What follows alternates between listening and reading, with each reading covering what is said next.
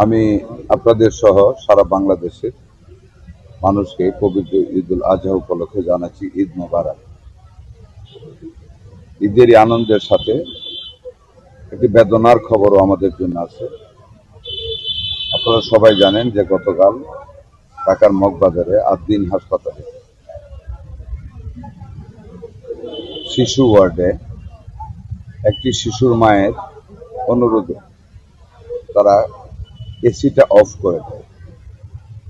পরবর্তীতে আমি যতটুকু শুনেছি, আমি অনেকবার যোগাযোগ করেছি, এসিটা অফ থাকায় এবং সম্ভবত গ্যাস লিকেজের কারণে বদ্ধ ঘরে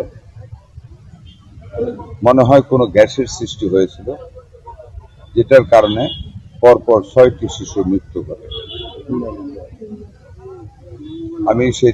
আমি যখন কিশোরগঞ্জের বিভিন্ন হাসপাতালে পরিদর্শনে ছিলাম তখন খবরটা পেয়েছি।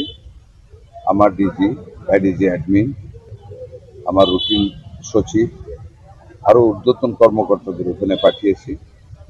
ওখানে আমরা একটা তদন্ত কমিটি গঠন করা হয়েছে আমাদের ডিরেক্টর হসপিটালের নেতৃত্বে। 72 ঘন্টার ভিতরে তার রিপোর্ট প্রতিবেদন দাখিল করবে। আমি কালকে সকালেই চলে যাচ্ছি। আমরা এই হাসপাতালকে কঠোর আইনের আওতায় যা কিছু বিভাগীয়ভাবে সম্ভব তাই আমরা করব ইনশাল্লাহ। তদন্ত রিপোর্ট পেয়ে আমরা সার্বিক সিদ্ধান্ত নেব মাননীয় প্রধানমন্ত্রীর সাথে আলাপ। আমরা অত্যন্ত ব্যথাতুর, অত্যন্ত আবেগ আপ্লুত এই কারণে। আজকেও যেন পোলাও, মুরগি, বিভিন্ন ধরনের খাবার দেওয়া। আমরা সার্বিক প্রস্তুতি রোগীদের স্বার্থে আমরা নিয়েছি ইনশাল্লাহ। সকল জেলা প্রশাসকদের অনুরোধ করা হয়েছে, ওনারাও ওনাদের পর্যায় থেকে বিভিন্ন জায়গায় ইউনো সাররা ওনাদের পর্যায়ে যার যেখানে সুবিধা হয়, অনেকে তো অনেকে ছুটি যাবেন, প্রত্যেকে এটা খেয়াল রাখবেন। সিভিল সার্জনদেরও নির্দেশনা প্রদান করা হয়েছে। মানে হামকে যদি আমরা ম্যানেজ না করতে পারতাম তো হাজার হাজার শিশু মৃত্যু হয়ে যেত। আমরা 2 কোটির উপরে বাচ্চাকে আমরা টিকা দিয়েছি। আমাদের হাতে পর্যাপ্ত টিকা রয়েছে এবং টিকা আমরা ক্যাম্পেইন শেষ করিনি। 21 তারিখ থেকে রুটিন ওয়ার্ক আবার চলছে টিকা দেওয়া। প্রত্যেকটা বাচ্চাকে ডেকে ডেকে আমরা টিকা দেবো। আল্লাহর রহমতে গতকালই তো হাজারের নিচে এসে পড়েছে, মৃত্যুর সংখ্যা কমে এসেছে।